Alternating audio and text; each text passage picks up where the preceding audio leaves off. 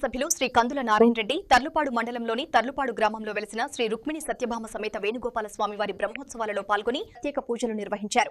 బ్రహ్మోత్సవాల సందర్భంగా ఆలయాన్ని దర్శించుకున్న ఎమ్మెల్యే స్వామివారికి పూజలు చేసి భక్తి శ్రద్ధలు వ్యక్తం చేశారు.